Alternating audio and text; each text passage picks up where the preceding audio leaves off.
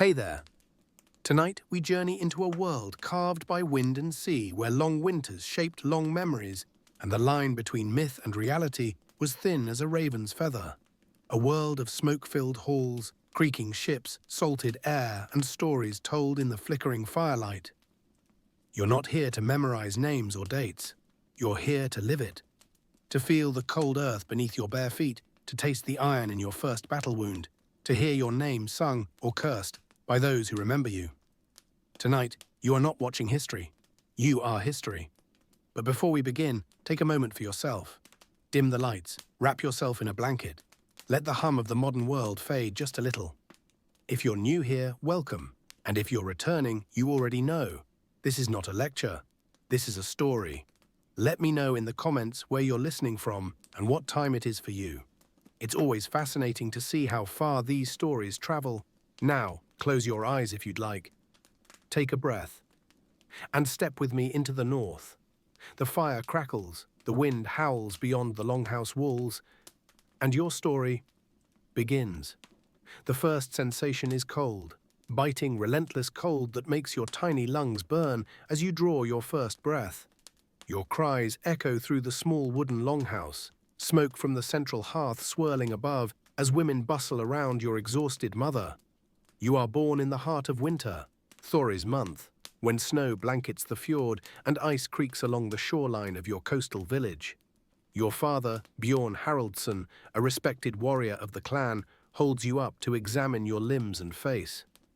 His calloused hands, rough from years of gripping oar and axe, cradle your small form with surprising gentleness. The midwife has already confirmed you are strong, a good omen. Your mother, Astrid, watches with tired eyes, her face glistening with sweat, despite the cold. He will be called Leif, your father announces to the gathered family. Leif Bjornsson. The name means heir or descendant, a promise of continuity in a world where death comes easily. 9 days pass before your naming ceremony. The family gathers again, and your father sprinkles water over your forehead, officially welcoming you to the family and clan. He places a small silver arm ring on your tiny wrist, your first treasure, a symbol that you are not born a thrall, but a free Norse child. The longhouse that becomes your world is a single room with high, curved walls of timber. Smoke from the long central hearth rises toward a hole in the roof, though much of it lingers, stinging your eyes and coating everything with a thin layer of soot. The smell becomes so familiar you cease to notice it. A mixture of wood smoke, unwashed bodies, dried fish, and the earthy scent of the animals kept at one end during the harshest winter months. Your earliest memories form in fragments, the rough texture of wool blankets against your skin, the sweet taste of honey mixed with crushed berries, the rhythmic sound of your mother's bone needle punching through linen as she sews by firelight, the deep, rumbling voices of men telling stories of gods and heroes during the long winter nights. By your third summer, you toddle behind your mother as she tends to household duties. The village opens up before you, a collection of longhouses nestled between steep mountain slopes and the narrow fjord that stretches like a blue-black serpent towards the distant sea. Fishing boats bob near the shoreline. Children slightly older than you chase each other between buildings while women beat wool, weave, or prepare food. Men repair tools, carve wood, or prepare for hunting and fishing expeditions. Your world expands with each season. You learn to recognize the plants your mother gathers, angelica for medicine, sorrel for soups, berries for preserving. You watch, wide-eyed, as your father and the other men butcher seals and prepare their skins. The metallic scent of blood mingles with salt air. Nothing is wasted. Winter brings the community closer together, physically and spiritually. Families gather in the largest longhouse during the darkest days. The elders speak of Odin All-Father, one-eyed and wise, who sacrificed himself upon Yggdrasil, the world tree, to gain the wisdom of the runes. They tell of Thor with his mighty hammer Mjolnir, protector of Midgard and enemy of the Jotnar. You learn of Freyr, who brings fertility, and Freya, who receives half the battle slain. These gods are not distant figures, but present forces that shape your world. During your 5th winter, you experience your first great blot, a sacrifice to the gods. The community gathers as a horse, specially chosen for its beauty and strength, is led to a sacred grove. The Gothi, your community's religious leader, slits its throat with a ceremonial knife. The animal's blood is collected in bowls and sprinkled over the assembled crowd with a ritual branch. Some of the warm droplets land on your face. You do not flinch. Even at this age, you understand this connects you to the gods. The meat from the sacrifice becomes a feast. Horns of ale pass among the adults. You receive a small portion of the sacred meat and a tiny sip of ale, your first taste of the drink that will feature prominently in your adult life. The community celebrates through the night with music from bone flutes and stringed instruments, poetry recitations and tales of the gods. As you grow from toddler to child, you begin to understand your place in the world. Your father is not just your father, but a respected warrior who has sailed west on raids. Your mother is not just your mother, but a woman whose skill at weaving and herbal knowledge earns her respect. And you are not just a child, but a link in a chain stretching back to the gods themselves. By age 6, your education begins in earnest. While girls your age learn household skills from their mothers, you and the other boys are taught the fundamentals of survival. Your father places a small knife in your hand, showing you how to whittle wood into simple shapes. Your uncle teaches you to set snares for rabbits. You learn to swim in the cold waters of the fjord, though the shock of the temperature makes you gasp each time you plunge in. The older men begin to include you in their conversations, testing your understanding with questions about family lineages and stories of the gods. Memory is crucial. Your people have no written records of their history or laws, only the knowledge passed from one generation to the next through spoken word. Your first real test comes when you are 7. Your father takes you hunting in the dense forest that climbs the mountainside above your village. The trees tower above you, creating a cathedral of pine and birch. You carry a small bow, crafted to fit your child's frame. For hours, you follow animal tracks in silence, learning to move without sound, to read the forest's signs. When a grouse suddenly bursts from undergrowth, your father nudges you forward. Your heart pounds as you knock an arrow, draw, and release. The bird falls. That night, your mother cooks your first kill, and everyone in the family acknowledges your growing skill. Pride swells in your chest. You are becoming useful, becoming a true Norse man. Winter evenings are for stories. You sit mesmerized as the skald, your village's poet and keeper of history, recites tales of heroes and battles, his voice rising and falling like the sea. You learn of Sigurd, the dragon slayer, of the feuds between great families, of voyages to distant lands. These stories are not mere entertainment, but education. Lessons in courage, honor, and the complex web of loyalties that bind your society together. As your 8th year approaches, you begin to understand more about the wider world. Traders occasionally visit your village, bringing amber from the south, fine cloths from the east, and stories of lands beyond the horizon. You hear whispers of rich monasteries in lands called England and Ireland, places where men worship a single god who forbids images. These places, the men say, are filled with silver and poorly defended. You also learn of the jarls and kings who rule larger territories, demanding tribute from communities like yours. Your father speaks of these matters with other men, their voices low and serious. Politics, you begin to understand, is as dangerous as any storm at sea. By your 8th year, your education has become more structured, though not in the way of formal schools. As the search results confirm, Viking children learned primarily through observation and participation in daily tasks. Your father takes you hunting, showing you how to track animals through the forest. Your mother teaches you to identify useful plants and how to prepare food. These aren't separate lessons, but integrated into the rhythm of daily life. When you're not working, you play with the other children of the village. You've crafted a small wooden sword with your father's help, and you practice fighting with the other boys. The older men sometimes watch these mock battles, offering advice on stance or grip. This isn't mere play, it's preparation for your future as a warrior. As the National Museum of Denmark notes, play could therefore also be used for more serious purposes. You've also begun to learn about your family's lineage and the complex web of alliances and feuds that define your community's relationships with neighboring settlements. Memory is crucial in your oral culture. There are no written records of laws or history, only the knowledge passed down through stories and recitation. The years pass quickly. By your 12th summer, you've grown tall and strong. Your days are filled with increasingly adult responsibilities. You no longer just help with tasks, you complete them independently. You can now hunt small game alone, repair fishing nets, and assist in building projects around the village. Your father has begun to teach you the art of sailing. The longship is the heart of your people's way of life, their means of trade, exploration, and warfare. You learn to read the weather, to understand the moods of the sea, to navigate by the stars and the sun. The first time you help row the village's small fishing boat, your hands blister and your back aches. But pride swells in your chest. You are becoming a man.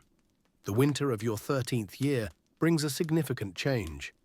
During the midwinter feast, as the community gathers in the great hall, your father stands and calls you forward. The conversation dies down as you approach the high seat where he sits with the other respected men of the village.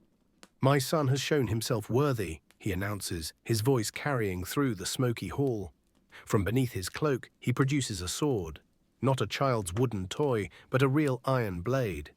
It's not ornate like those carried by jarls or kings, but it's well crafted, with simple patterns etched into the hilt. "This was my father's sword," he says, "and now it passes to you, Leif Bjornsson." Your hands tremble slightly as you accept the weapon. Its weight surprises you, not just the physical heft, but the weight of what it represents. You are no longer considered a child. Though not yet fully a man, you have taken a significant step toward adulthood. That night, your mother presents you with a new tunic she has woven, dyed a deep blue with expensive imported indigo. Blue is the color of nobility and wealth, a statement that your family has ambitions for you. With your new sword at your side and wearing your fine blue tunic, you feel transformed. The following spring, your father announces that you will accompany him and the other men on their trading voyage to the eastern lands. Your mother's face shows concern, but she does not protest. She has known this day would come. As the World History Encyclopedia notes, Viking children were expected to take on adult responsibilities at a young age, with boys legally considered adults at 16. The preparations for the journey consume the village. The longship is checked and repaired. Goods for trade are gathered: furs, walrus ivory, dried fish. The women prepare provisions that will last the journey. You help with all of this, learning the practical aspects of preparing for a voyage. The night before departure, a sacrifice is made to ensure safe passage. The Gothi slits the throat of a goat, collecting its blood in the sacred bowl. He dips a branch into the blood and sprinkles it over the assembled crew, including you. He calls upon Thor to calm the seas and Odin to grant wisdom to the navigator. Dawn breaks clear and cold on the day of departure. The village gathers at the shore as the ship is pushed into the water. Your mother embraces you tightly, then presses something into your hand, a small amulet carved from amber, shaped like Thor's hammer. "To protect you," she whispers. You climb aboard the ship, finding your place at an oar. The wooden bench is hard beneath you, the oar handle rough against your palms. The sail is raised, catching the wind, and the shoreline begins to recede. You watch your mother grow smaller, standing straight and proud on the beach, until she is just a distant figure, then gone from sight. The journey east takes many days. You learn the rhythm of life at sea, the shifts at the oars when the wind fails, the cold spray of salt water on your face, the cramped sleeping arrangements on deck, or, when weather permits, on shore.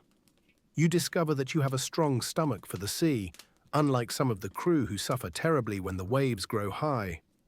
Your father points out landmarks as you navigate along the coast, teaching you to recognize the features that will guide you home.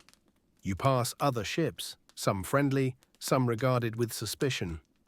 Each encounter is a lesson in the complex politics of the sea lanes. Finally, you reach the trading settlement at Birka. The sight takes your breath away. Dozens of ships from lands near and far, hundreds of people speaking languages you've never heard, goods from places you've only heard of in stories. The air is thick with unfamiliar smells, spices, incense, strange foods. In the marketplace, you watch as your father and the other men negotiate trades. Silver is weighed on scales, goods are examined with critical eyes, hard bargains are struck. You observe how your father maintains his dignity while dealing with foreign merchants, how he knows when to stand firm and when to compromise. One evening, in a mead hall filled with traders from many lands, you encounter something new. A man in strange robes speaking of a god called Christ. He shows a small metal cross and speaks of salvation and eternal life. Some of the Norse traders listen with interest, others with skepticism. Your father watches thoughtfully but says little. Later he explains that this new god is gaining followers, even among some Norse. The world is changing, son, he tells you. A wise man keeps his eyes open to new ways, even as he honors the old. The return journey feels shorter, your hands now calloused and strong on the oar, your sea legs steady. When your village comes into view, a sense of pride fills you. You have ventured into the wider world and returned with new knowledge and experiences. That winter, you take your place among the men at gatherings. You are not yet their equal, but you are no longer relegated to sit with the children. You listen more than you speak, absorbing the discussions of trade, land disputes, and news from distant shores. Your 16th summer marks your legal transition to manhood. According to Norse custom, you are now considered an adult, capable of making your own decisions and bearing full responsibility for your actions. This milestone coincides with another significant event, your first raid. Word has spread of wealthy monasteries on an island called Britain, places filled with gold and silver, defended only by monks who do not fight back. A group from your village and neighboring settlements plans a raid, and your father says you will join them. The preparations are different from those for a trading voyage. Weapons are sharpened, shields are repaired, armor is checked. The atmosphere in the village changes. There is tension, excitement, a current of nervous energy. Some of the men who will go have raided before. Others, like you, will be experiencing their first raid. The night before departure, a special blot is held. This time, a horse is sacrificed, a more significant offering for a more dangerous undertaking. The goatee invokes Odin, god of war and wisdom, asking for victory and safe return. You feel the weight of the moment, understanding that some who sail may not come back. Your mother is quieter than usual as she helps you prepare. She checks your simple leather armor, adjusting straps, ensuring a proper fit. She has packed provisions for you, dried meat, hard bread, a small skin of ale. When all is ready, she takes your face in her hands and looks into your eyes. Remember who you are, she says simply. You are Leif Bjornsson, son of a good man, grandson of a good man. Act with honor. The raid fleet consists of 3 ships, sleek vessels built for speed rather than cargo capacity. Your father's friend Gunnar is the leader of the expedition, a man known for his courage and level head. As you set sail, the ship's dragon heads seem to come alive, fierce guardians leading you toward foreign shores. The journey west is longer and rougher than your eastern trading voyage. The open sea tests the ships and the men. You endure days of rowing through calm seas when the wind fails, and terrifying storms that threaten to capsize the vessels. During one particularly violent storm, a man from another ship is washed overboard and lost to the depths. The crew makes the sign of Thor's hammer and continues on, but the mood is somber. Finally, the foreign coastline appears, a green land rising from the sea. Gunnar directs the ships toward a sheltered bay where you can rest and prepare for the raid. That night, camped on the shore, he explains the plan. The monastery is located upriver, a half-day's journey on foot. You will attack at dawn when the monks are at their morning prayers. Sleep eludes you that night. You lie awake, listening to the unfamiliar sounds of this foreign land, your hand resting on the hilt of your sword. You think of the stories you've heard of glorious battles and heroic deeds. You wonder if you will prove yourself worthy. The attack comes as planned. In the grey light of dawn, your group surrounds the stone buildings of the monastery. At Gunnar's signal, you rush forward with the others. The wooden gate gives way easily under the force of an axe. Inside, chaos erupts. Monks in brown robes scatter like startled birds, some running, others falling to their knees in prayer. The reality of raiding is nothing like the stories.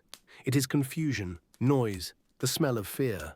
You follow your father's lead, helping to gather valuable items, silver candlesticks, jeweled book covers, coins. In one room, you encounter a lone monk who stands his ground, clutching a large metal cross.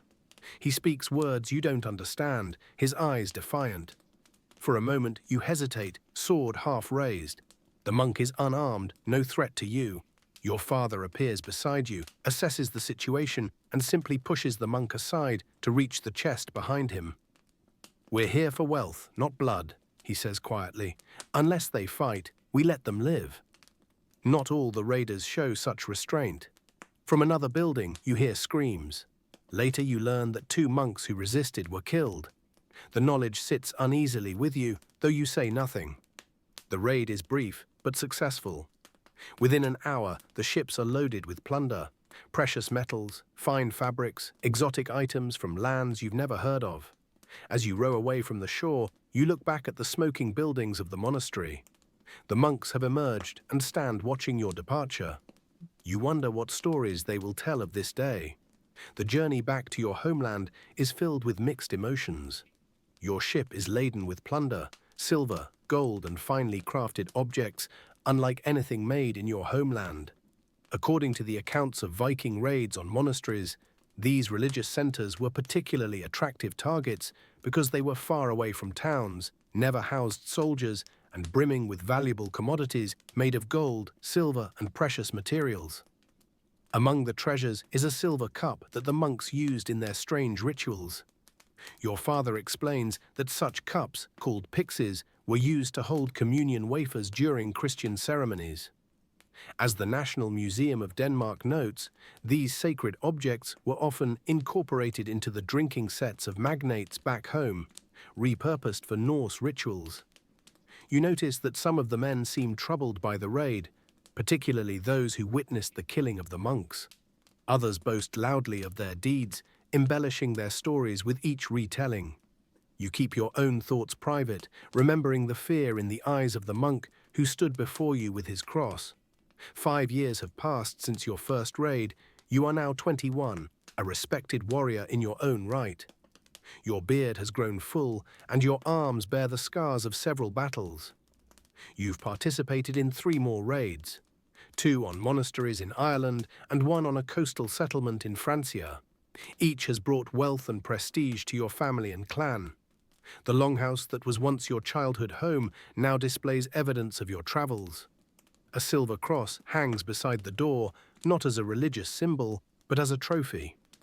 Fine fabrics from distant lands drape the benches. Your mother wears a necklace of amber and glass beads from the eastern trade routes.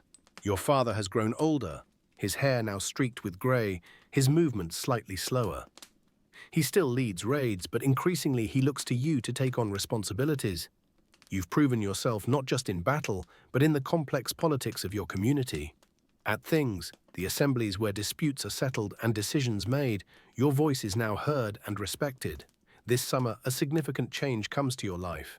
A marriage has been arranged between you and Freydis, the daughter of a respected family from a neighboring settlement. The alliance will strengthen both families and potentially end a long-standing dispute over fishing rights in a shared fjord. You've met Freydis only twice before, once at a Thing and once at a midwinter feast. She is strong-willed and intelligent, with skills in weaving and herb lore that have earned her respect. The marriage negotiations have been lengthy, with both families haggling over the bride price and dowry. Finally, terms are agreed upon, and the wedding is set for midsummer. The wedding feast is elaborate by the standards of your community. Mead and ale flow freely. A bull and 2 goats are sacrificed to Thor, asking for fertility and protection for the new union. The ceremony itself is simple. You and Freydis exchange rings and vows before the assembled families. The Gothi blesses the union by sprinkling you both with the blood of the sacrificed animals. The feast continues long into the night. There is music from bone flutes and stringed instruments. poetry recitations, and contests of strength. Finally, you and Freydis are led to a new dwelling that has been prepared for you, a small longhouse near your father's. The women of both families accompany Freydis, giving her advice and ribald encouragement. The men do the same for you, their jokes growing cruder with each horn of ale.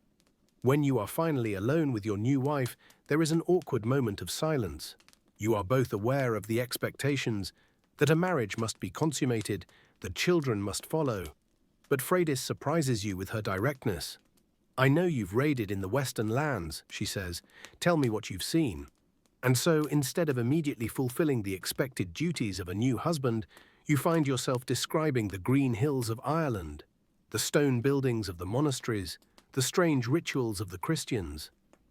Freydis listens intently, asking questions that reveal her sharp mind and curiosity about the world beyond the fjords.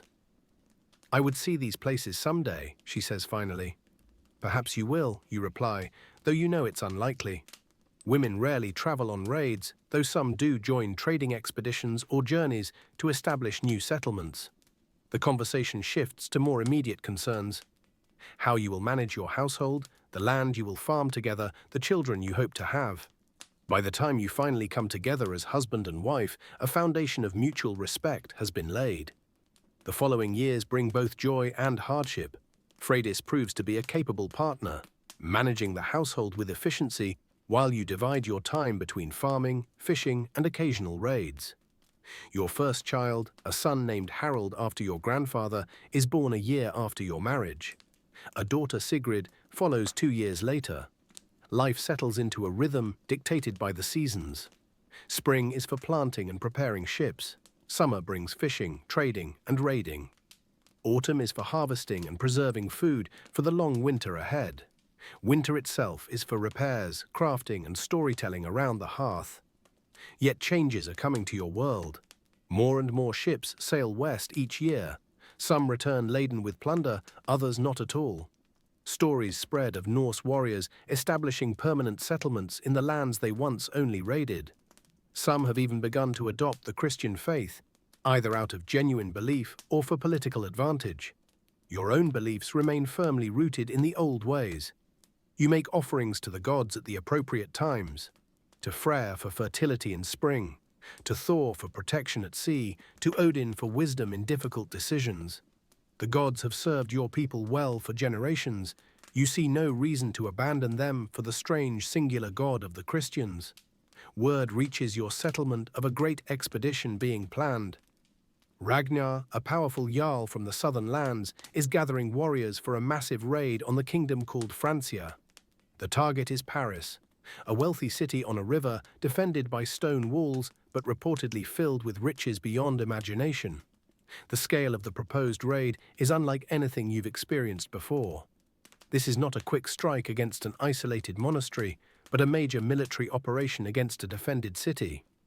After discussion with Freydis and your father, you decide to join. The potential rewards are too great to ignore, and your reputation would be significantly enhanced by participating in such a venture. Preparations consume the next months. Your ship, built 3 years earlier with your share of raid plunder, must be made ready for a longer journey than usual. Weapons are sharpened, shields repainted, armor repaired. Provisions are prepared that will sustain the crew until you reach lands where supplies can be seized or purchased.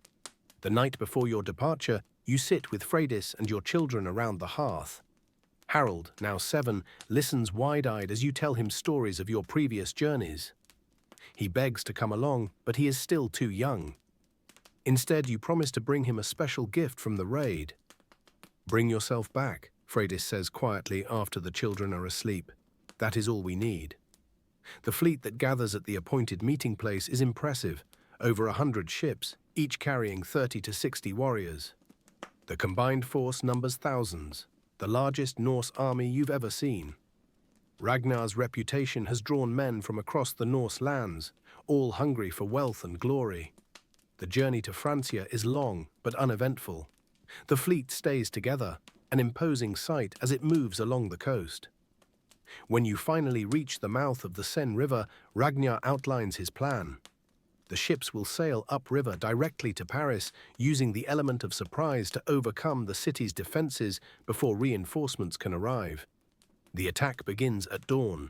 The fleet appears suddenly on the river, dragon heads looming out of the morning mist. Horns sound from the city walls as the alarm is raised. The defenders rush to their positions, but they are clearly shocked by the size of the force arrayed against them. The battle is fierce. The Frankish defenders fight bravely, raining arrows and stones down upon the attacking Norse. Many of your comrades fall, but the sheer number of attackers eventually overwhelms sections of the wall. You find yourself in the thick of the fighting, your shield splintered by a Frankish axe, your sword red with blood. By nightfall, parts of the city are in Norse hands, though fighting continues in others.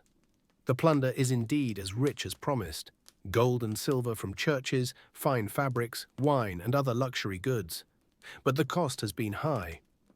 Many warriors lie dead or wounded, including several men from your own ship. The raid continues for days as the Norse systematically loot the city. Some of the Frankish nobles offer payment for the raiders to leave, a practice that will become increasingly common in years to come. Ragnar accepts these payments, adding them to the already substantial plunder. When the fleet finally departs, it is laden with wealth, but carrying fewer men than when it arrived. The journey home is tense, as overloaded ships navigate the sometimes treacherous coastal waters. Raiders must remain vigilant against potential attacks from Frankish forces seeking revenge, or from other Norse groups hoping to seize the plunder for themselves. You return home changed by the experience. The scale of the Paris raid was unlike your previous expeditions. More organized, more military in nature, and ultimately more profitable. But you also witnessed a level of violence and destruction that leaves you unsettled. The burning of churches, the slaughter of unarmed people, the taking of slaves. These actions seem less glorious in reflection than they did in the heat of battle. The years following the Paris raid bring significant changes to the Norse world. The success of large-scale expeditions inspires more of them. Armies rather than small raiding parties now dominate the western seas.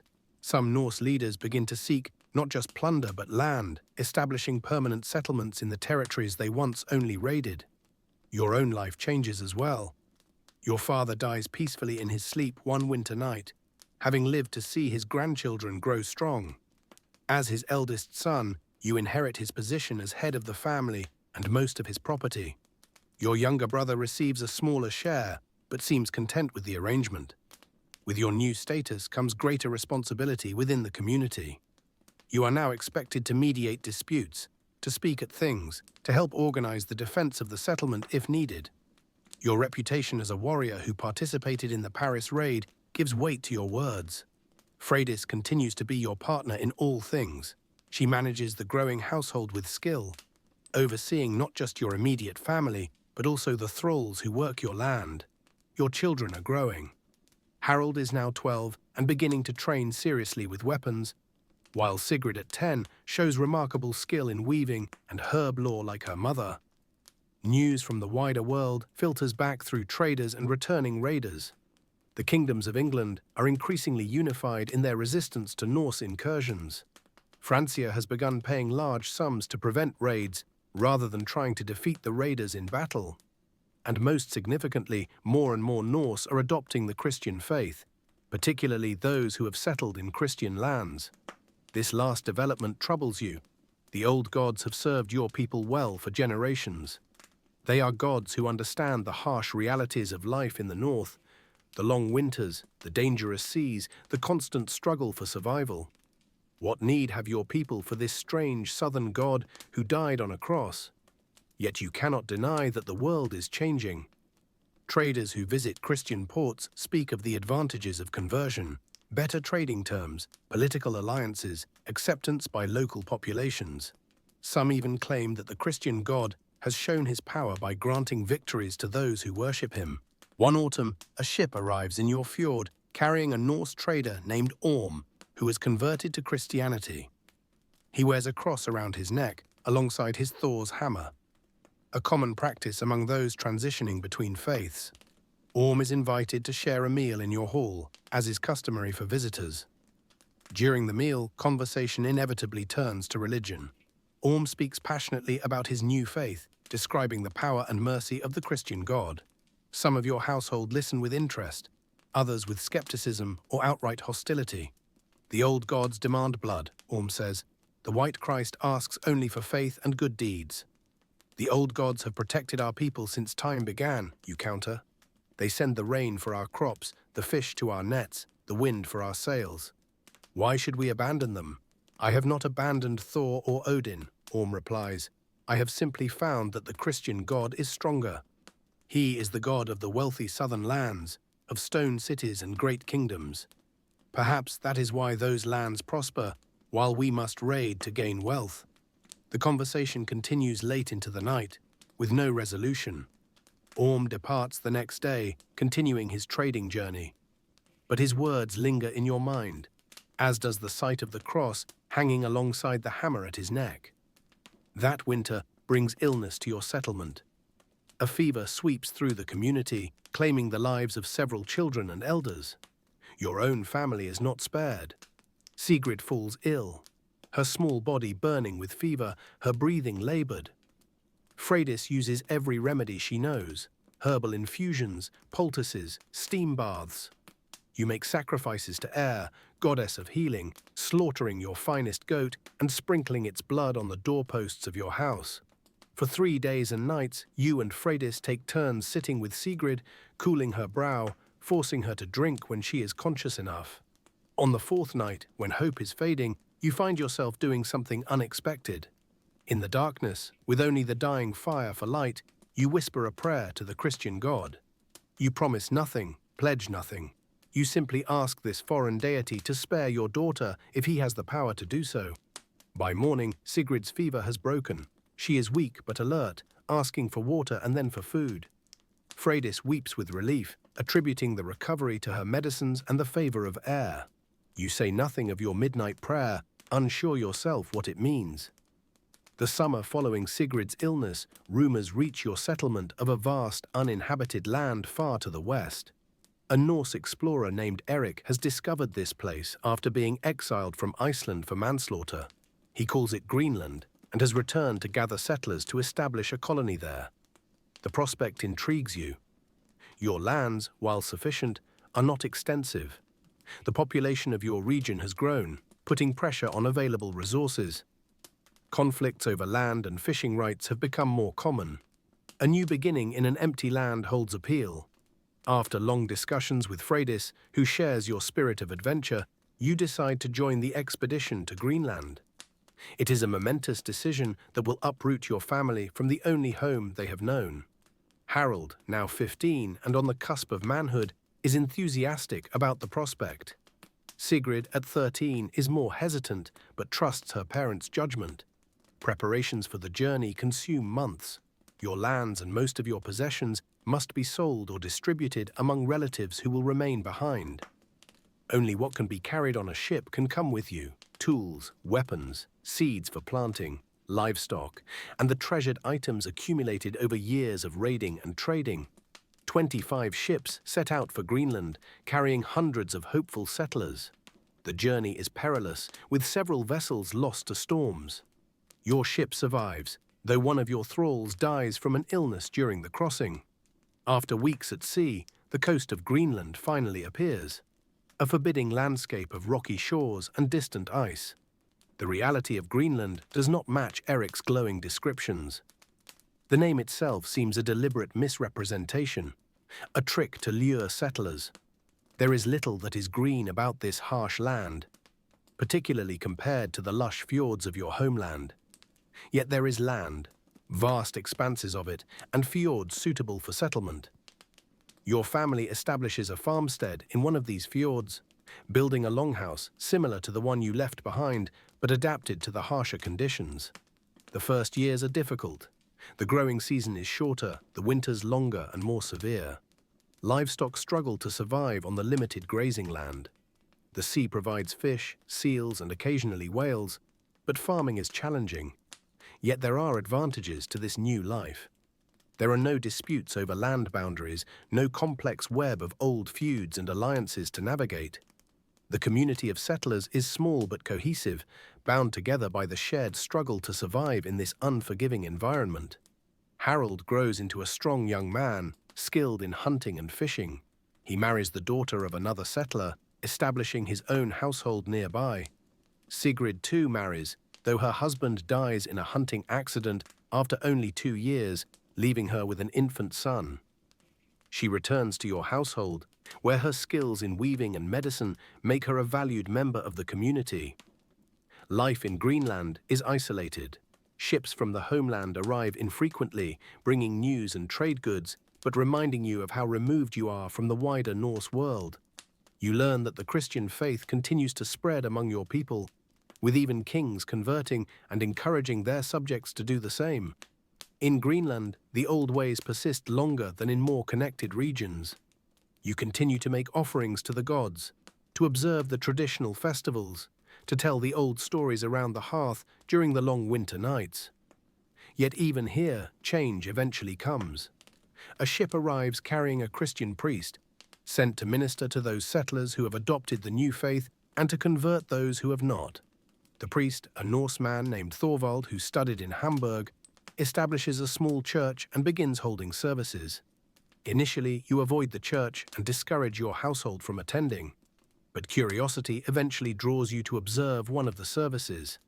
The ritual is strange, the priest speaking in Latin, the congregation responding, the symbolic eating of bread and drinking of wine that represents the body and blood of their god. After the service, you speak with Thorvald. Unlike Orm years before, he does not aggressively promote his faith, but answers your questions thoughtfully. He speaks of a God who became human to understand human suffering, who promises not wealth or victory in battle, but forgiveness of wrongs and eternal life after death. Our gods promise Valhalla to warriors who die bravely, you point out. And what of those who die in their beds? What of children? What of women? Thorvald asks gently. The Christ offers heaven to all who believe, regardless of how they die. The conversation gives you much to consider. You have lived a long life by the standards of your time. You are now in your 50s, with grey in your beard and aches in your joints that worsen with each winter. Thoughts of what happens after death come more frequently than they once did. The harsh conditions of Greenland take their toll as the years pass. Resources become increasingly scarce as the climate grows colder. The community struggles to maintain contact with the homeland as fewer ships make the dangerous journey. Those that do bring troubling news, political changes, conflicts, the continued spread of Christianity. Your own household faces challenges. Freydis, your partner for over 30 years, develops a persistent cough that worsens each winter. Despite Sigrid's herbal remedies, the cough eventually takes Freydis's life during a particularly bitter winter. You bury her according to the old customs, with her jewelry and personal items, speaking the traditional words to guide her spirit to the afterlife. Her death leaves a void in your life that nothing can fill. You find yourself increasingly reflective, looking back on your years as a raider, trader, farmer, and settler. The world of your youth seems distant now, a time of different values, different beliefs, different possibilities. Harold has become a leader in the settlement, respected for his judgment and skill. His sons, your grandsons, are growing into strong young men who remind you of yourself at their age. Sigrid manages your household now, her son helping with the daily tasks. Your family has put down roots in this harsh land, adapting and surviving against the odds. The Christian presence in the settlement has grown over the years.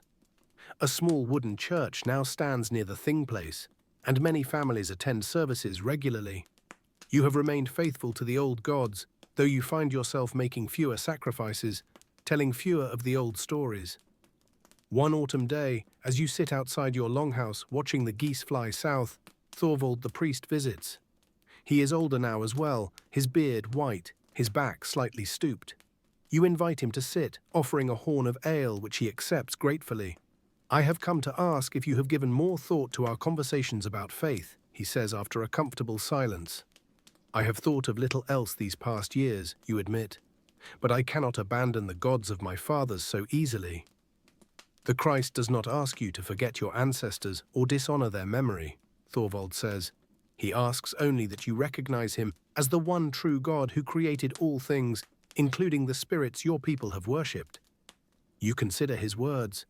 I have lived my life by the old ways.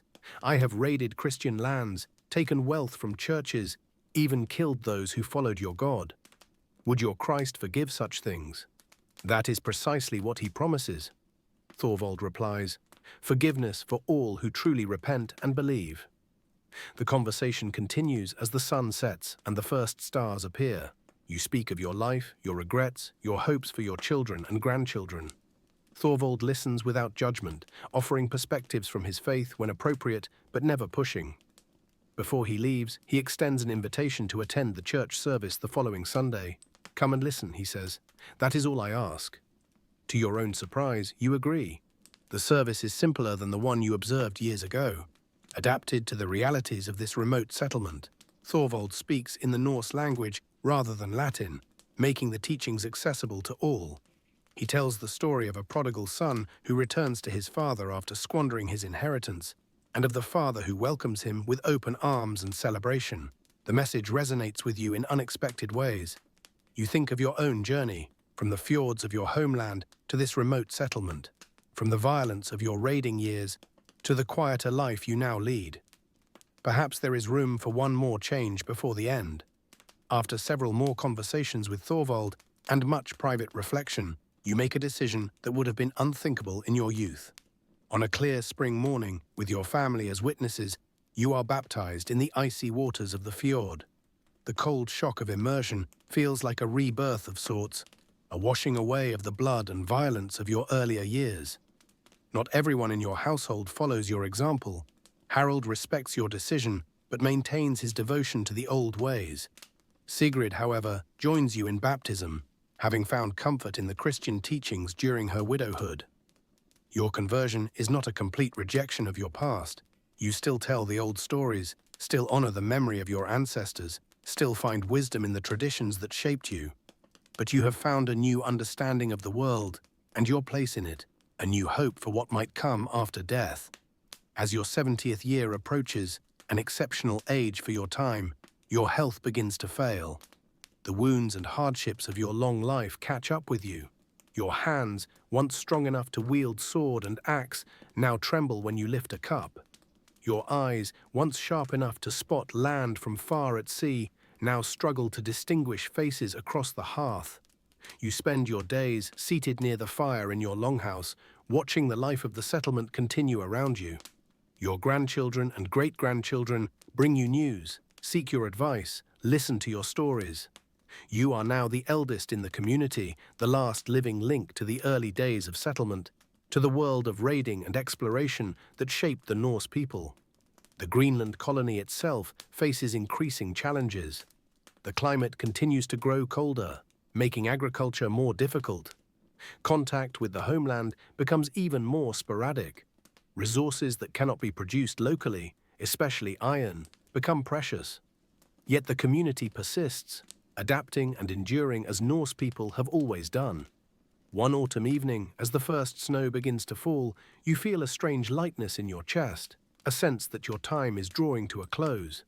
You call for Harold and Sigrid, for your grandchildren and great-grandchildren. As they gather around your bed, you speak to them of your life, of the changes you have witnessed, of the lessons you have learned.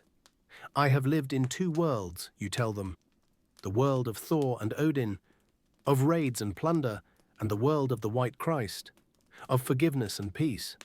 Both have shaped me, both have wisdom to offer. Remember the courage and honor of the old ways, but also the compassion and hope of the new. You give each family member a gift, items collected over your long life, each with its own story. To Harold, your oldest son, you give your sword, the same one your father gave you at your coming of age. To Sigrid, you give the amber Thor's hammer that your mother pressed into your hand before your first voyage, along with the silver cross you received at your baptism. Wear them both, you tell her, as a reminder that our lives bridge different worlds. As night deepens, your breathing becomes more labored. Your family remains with you, speaking softly among themselves, occasionally offering you sips of water or adjusting your coverings. Thorvald comes, speaking prayers over you, offering comfort. In your final moments, your mind drifts back through the years. To the fjords of your homeland, to the excitement of your first raid, to the joy of holding your children, to the struggle and triumph of establishing a new life in Greenland. Images flow like water, the dragon prow of your first ship, cutting through waves, the northern lights dancing above a winter camp, Freydis's face on your wedding day, the monastery at Lindisfarne burning against a dawn sky. As consciousness fades, you are uncertain whether the light you see is the hearth fire, the first rays of morning sun, or something else entirely. Perhaps the halls of Valhalla or the heaven promised by the Christian faith.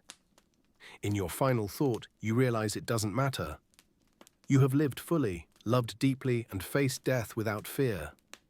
Whatever awaits, you go to it at peace. Your family buries you with honors that blend the old ways and the new, with your weapons and treasured possessions as tradition dictates, but also with Christian prayers and a cross carved into the stone that marks your grave. Your body returns to the harsh soil of Greenland, but your stories live on, passed down through generations, eventually becoming part of the great sagas that preserve the memory of the Norse people and their remarkable journey through history. Long after your death, the settlement in Greenland continues for several generations. Your descendants adapt to the increasingly harsh conditions, relying more on hunting seals and fishing than on the farming that sustained their ancestors. The community becomes more isolated as contact with the Norse homeland diminishes, eventually ceasing altogether. By the 15th century, the western settlement where your family made their home has been abandoned. The eastern settlement persists longer, but eventually succumbs to the combination of cooling climate, limited resources, and possibly conflict with the indigenous Inuit people. The last written record of the Norse in Greenland comes from a wedding in 1408. After that, silence. For centuries, the fate of the Greenland Norse remains a mystery to the wider world. Some speculate that they were killed by pirates or Inuit, others that they abandoned their settlements and returned to Iceland or Norway. Still others that they died of plague or starvation. Archaeological evidence eventually reveals a more complex story of gradual adaptation, struggle, and ultimate failure as environmental conditions worsened beyond what even the resourceful Norse could overcome. Yet the legacy of the Norse people, your people, endures. The sagas recording their exploits are preserved in Iceland, eventually becoming recognized as masterpieces of medieval literature. The discoveries of Norse explorers, including the journey to North America 5 centuries before Columbus, become acknowledged historical facts rather than mere legends. The world that emerged from the Viking Age bears the imprint of Norse influence in countless ways, in language, law, place names, genetic heritage, and cultural memory. The image of the Viking endures in popular imagination, sometimes romanticized, sometimes demonized, but always recognized as a powerful symbol of exploration, courage, and the human drive to venture into the unknown. Your personal story, the journey from child to raider to settler to elder, is a microcosm of the larger Norse experience. It encompasses the violence and plunder that earned the Vikings their fearsome reputation, but also the trading, settling, adapting, and cultural exchange that were equally important aspects of Norse expansion. It reflects the religious transformation that eventually brought the Norse people into the mainstream of European Christian culture, while still honoring the older traditions that shaped their worldview.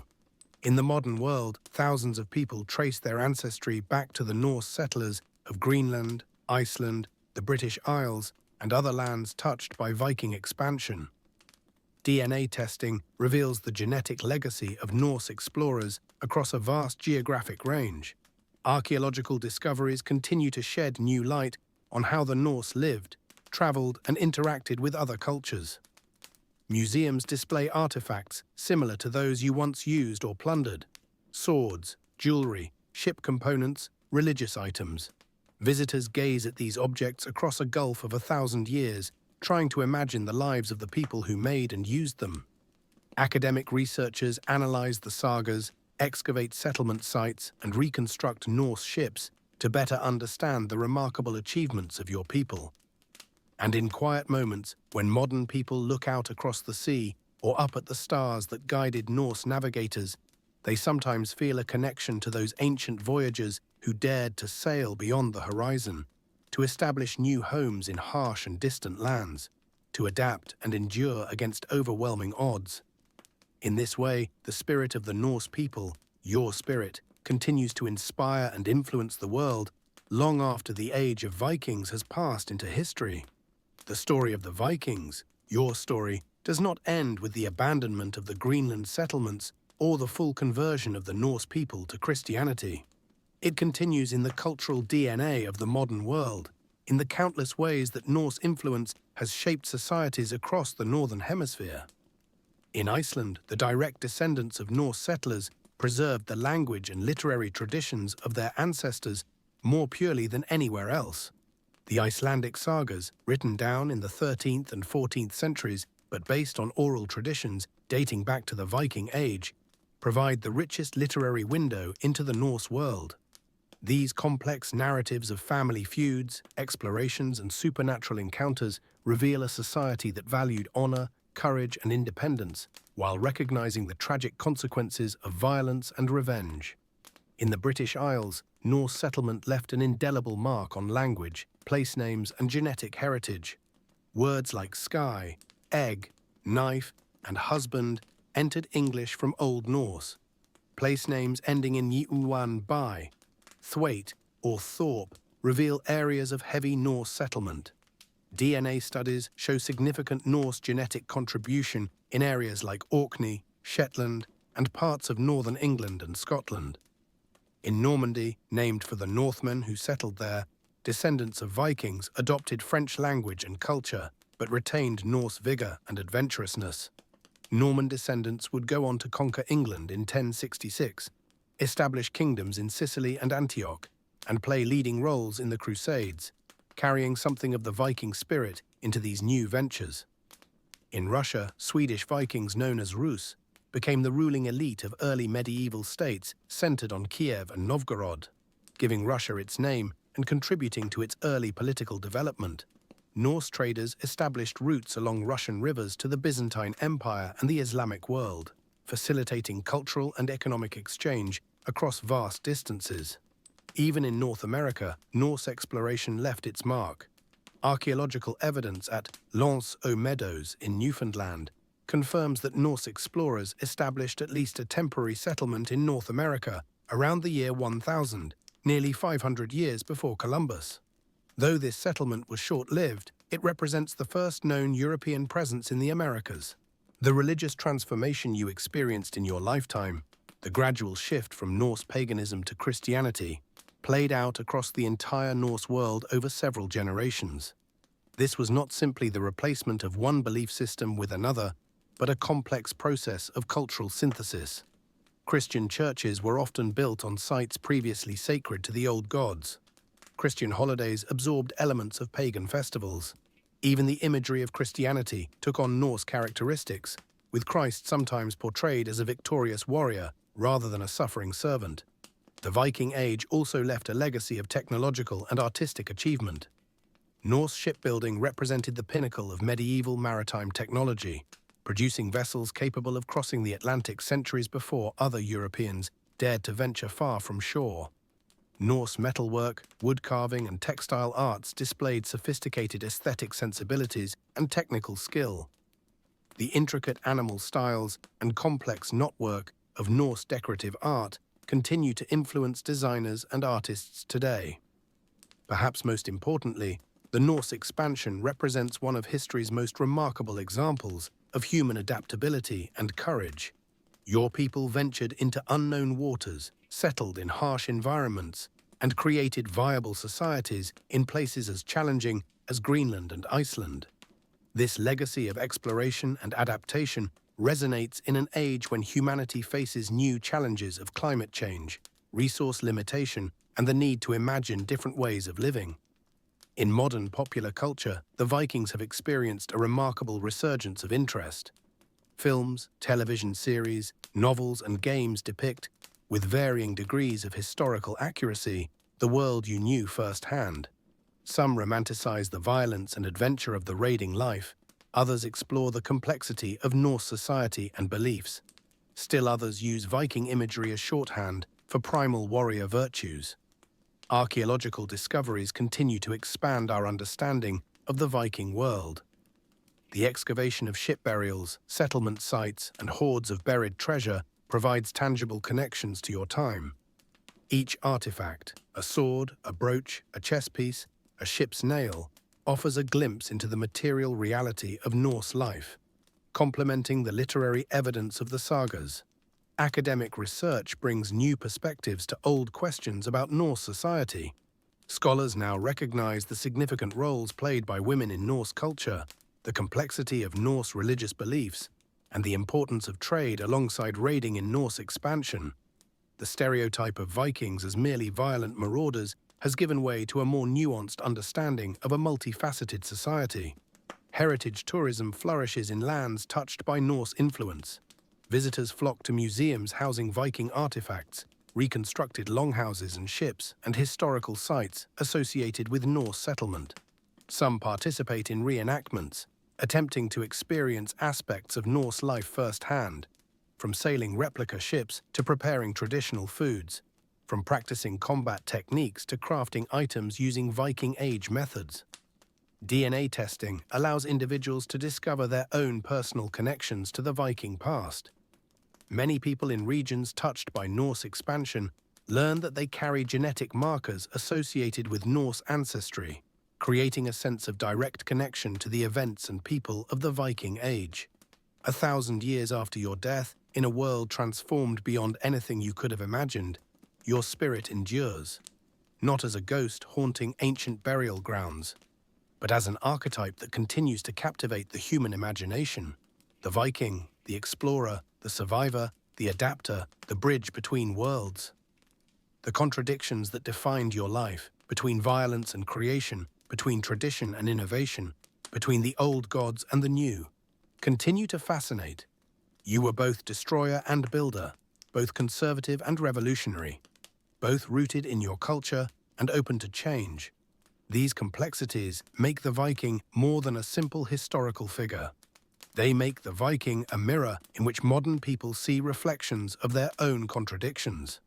In an age of rapid technological change and environmental uncertainty, your experience of navigating between different worlds, of adapting to harsh conditions, of maintaining cultural identity while embracing necessary change, offers valuable perspective. The Norse people faced their own apocalyptic moment as their traditional world gave way to a new order, as climate shifted, as resources dwindled in places like Greenland. Their successes and failures in responding to these challenges provide lessons for a world facing similar transitions. The physical traces of your life have long since returned to the earth. Your bones, if they still exist, lie in the frozen soil of Greenland. The wooden longhouse where you lived has collapsed and decomposed, leaving only subtle depressions in the landscape that archaeologists might identify as building foundations.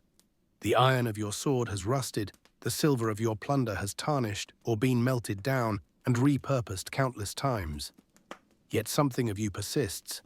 In the DNA of descendants scattered across continents, in the words of English speakers who unknowingly use terms your people introduced, in the place names that still mark landscapes from Russia to Ireland, from France to Canada, in the cultural memory preserved in sagas and histories, in the modern imagination that continues to find meaning in the Viking journey. If you could somehow witness the millennium that followed your death, you would be astonished by the transformations, technological, political, religious, social. You would marvel at ships that cross oceans without sails or oars, at buildings that tower higher than the tallest trees, at the ability to communicate instantly across vast distances, at the mapping of the entire world and beyond. Yet you would also recognize much that remains unchanged: the human capacity for both violence and compassion, the importance of family bonds and community ties, the search for meaning in a sometimes harsh and unpredictable world, the drive to explore, to test boundaries, to venture into the unknown. These constants connect your world to ours across the centuries. In the end, your life, from child in a Norse village to raider on foreign shores, from settler in a new land to elder bridging different faiths, embodies the full spectrum of the Viking experience. It encompasses the complexity that modern scholarship has revealed beneath the simplified stereotype of the horn-helmeted warrior. It represents not just what the Vikings were, but what they became and what they left behind. And so your saga ends, but the echo of your life continues. In the genetic heritage of descendants, in the cultural influence of your people, in the ongoing fascination with the world you inhabited. The Viking Age may have lasted only 3 centuries, but its impact resonates through a millennium and beyond. In this way, though your physical form returned to dust long ago, something of your essence remains eternal. Hey friends, as we come to the end of this immersive journey through the life of a Viking, I want to thank you for traveling through time with me tonight. If you enjoyed this historical experience, please consider subscribing for more journeys into the past. The Viking Age may have ended centuries ago, but its spirit of exploration, adaptation, and resilience continues to inspire us today. Until our next adventure through history, may your own journeys be as meaningful as those of the Norse who sailed beyond the horizon in search of new worlds.